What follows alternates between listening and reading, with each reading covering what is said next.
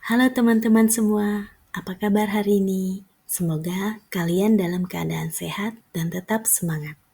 Meskipun aktivitas pekerjaan seringkali padat dan penuh tantangan. Perkenalkan, saya Nia. Di video ini kita akan sama-sama membahas topik yang sangat penting, yaitu strategi mengelola stres untuk bekerja. Kenapa ini penting? Karena di tengah tekanan pekerjaan, target yang terus mengejar, serta berbagai tuntutan lainnya, kita sering lupa bahwa kesehatan mental juga perlu dijaga. Jika stres tidak dikelola dengan baik, dampaknya bisa kemana-mana, mulai dari fisik yang gampang lelah, emosi yang mudah naik turun, hingga menurunnya produktivitas. Lewat psikoedukasi singkat ini, saya ingin mengajak teman-teman untuk memahami stres dengan lebih baik, sekaligus mempelajari beberapa tips penting yang bisa membantu kita menghadapi dan mengelola stres sehari-hari. Jadi, pastikan kalian tonton sampai selesai ya. Mari kita mulai. Langkah pertama dalam mengelola stres adalah menumbuhkan self-awareness atau kesadaran diri. Tubuh kita sebenarnya memberikan sinyal ketika stres mulai muncul. Pertanyaannya, apakah kita merasa mudah marah tanpa sebab? Apakah kita cepat lelah meskipun baru saja memulai bekerja? Atau mungkin kita mulai kehilangan motivasi? Itu semua adalah alarm tubuh yang perlu kita dengar.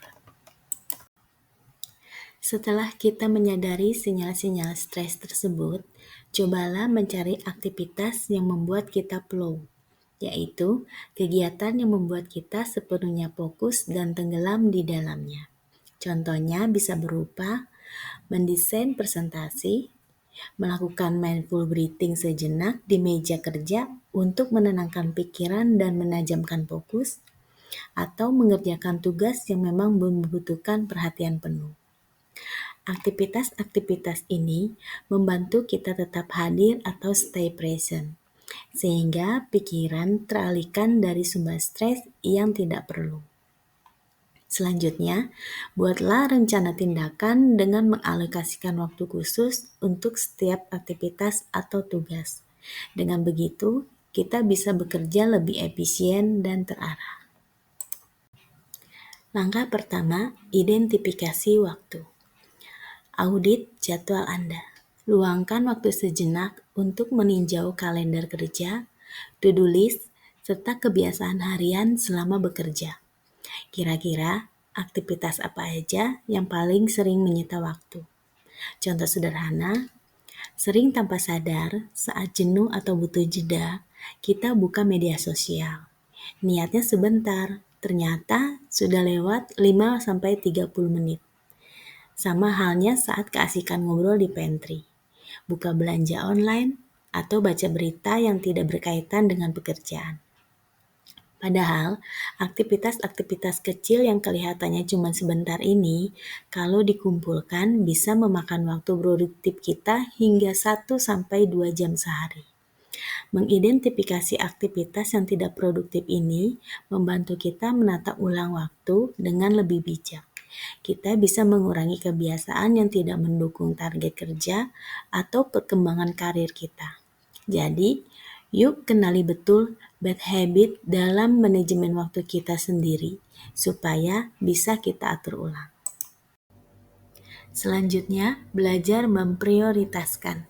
Kita perlu melakukan audit terhadap waktu dan kebiasaan kita. Tanyakan pada diri sendiri, apakah aktivitas yang saya lakukan hari ini mendukung tujuan jangka panjang saya? Kita bisa menggunakan prinsip Pareto yang menyatakan bahwa 80% hasil berasal dari 20% usaha kita. Jadi, fokuslah pada tugas-tugas yang benar-benar memberikan dampak besar. Salah satu cara yang efektif adalah dengan menggunakan metrik Eisenhower yang membagi tugas ke dalam 4 kategori. Pertama, urgent and important. Tugas atau kegiatan yang harus dikerjakan sekarang juga. Misalnya, menghadiri forum atau rapat penting dan menyelesaikan laporan. Yang kedua, less urgent and important. kegiatan yang tidak terlalu mendesak tapi penting. Misalnya, menyusun rencana kegiatan kerja mingguan atau olahraga. Tidak terlalu mendesak tapi penting untuk kesehatan. Kegiatan ini bisa kita jadwalkan. Yang ketiga, less important and urgent.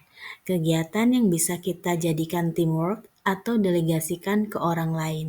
Misalnya, meminta staf untuk mengurus pengiriman dokumen. Dan yang keempat, not urgent and not important.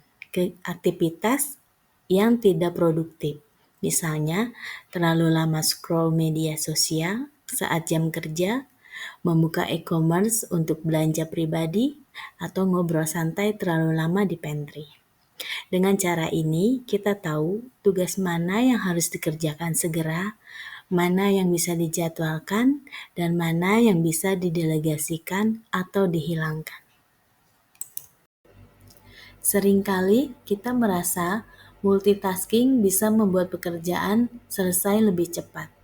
Namun kenyataannya, multitasking justru dapat membuat kita semakin lelah dan kehilangan fokus. Cobalah untuk fokus pada satu tugas dalam satu waktu. Dengan begitu, kualitas hasil kerja akan lebih optimal dan pikiran kita tetap jernih. Dalam kondisi stres, seringkali kita lupa bahwa napas bisa menjadi jembatan untuk kembali ke diri sendiri. Latihan mindful breathing adalah cara yang sederhana tetapi sangat efektif untuk menenangkan pikiran dan mengembalikan fokus. Ikuti langkah berikut. Duduk dengan punggung tegak dan rileks. Tutup mata jika merasa nyaman. Tarik napas perlahan melalui hidung selama 4 hitungan. Rasakan udara masuk, tahan sejenak, lalu hembuskan perlahan melalui mulut selama 6 hitungan. Fokuskan perhatian hanya pada napas. Jika pikiran mengalihkan perhatian, sadari dan perlahan kembalikan fokus ke napas tanpa menghakimi diri sendiri. Ulangi langkah tersebut beberapa kali sampai terasa lebih rileks. Latihan ini bisa dilakukan kapan saja, bahkan di meja kerja, untuk membantu kita tetap tenang dan hadir sepenuhnya dalam aktivitas.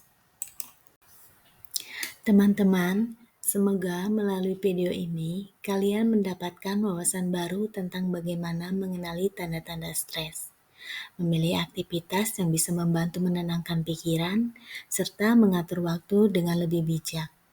Dengan menerapkan strategi mengelola stres yang tepat di lingkungan kerja, kita bukan hanya bisa tetap produktif, tapi juga menjaga keseimbangan hidup, agar pikiran lebih jernih dan tubuh tetap sehat. Ingatlah, stres bukan sesuatu yang harus selalu dilawan. Kadang, ia justru menjadi pengingat agar kita berhenti sejenak, mengambil napas, dan merawat diri. Terima kasih sudah meluangkan waktu untuk menyimak. Jaga selalu kesehatan mental kalian, karena itu sama berharganya dengan kesehatan fisik. Tetap semangat, terus berkembang, dan sampai jumpa di kesempatan berikutnya. Terima kasih.